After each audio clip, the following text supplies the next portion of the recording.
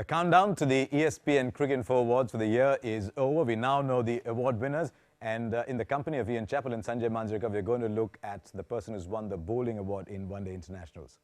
As we discussed when we were looking at the shortlist, there were some really good performances. There was Flintoff in there as well. But there was one performance that really stood out, and that was because it changed the course of the game. And you might have voted for Afridi as well? Am I No, I don't think I may have voted for Afridi purely. But you can understand why he won? Or am I putting too many words into your again, mouth? Impressive figures. 6 wickets in a one-day match to change the tide of the game and finally winning the game. So that is a strong claim for the prize.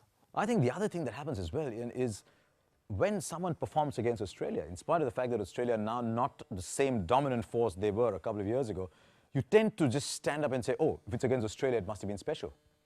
Yeah, although, Australia's record in one-day cricket hasn't slipped too much. It has in Test cricket, but certainly in one-day cricket, the level, I'm not saying they're as good a side, but the results are pretty good. So, yes, it's going to count for something.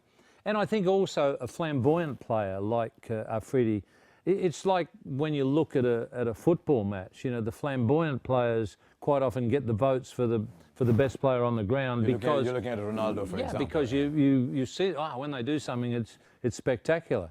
And I mean, whatever Afridi does, whether it's something brilliant or whether it's something stupid, it's always spectacular, and you tend to recall it.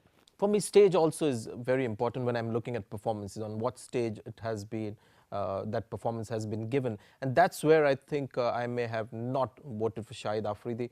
When you have a Champions Trophy being played in the same year, I had a bias towards performances in the Champions Trophy.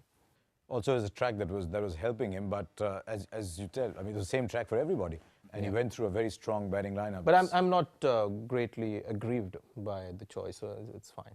He's not greatly aggrieved. Ian Chappell's quite happy with it. So 6 for 38 to Shahid Afridi. It was a really, really top performance because Australia had got off to a great start, and he arrived and he turned it round. And he did quite often what Ian Chappell likes to see. He stood there in the middle of the ground and he put his arms up in the air. So Afridi is, in our view, a very deserving winner of the best one-day international performance of the year as judged by ESPN Cricinfo judges.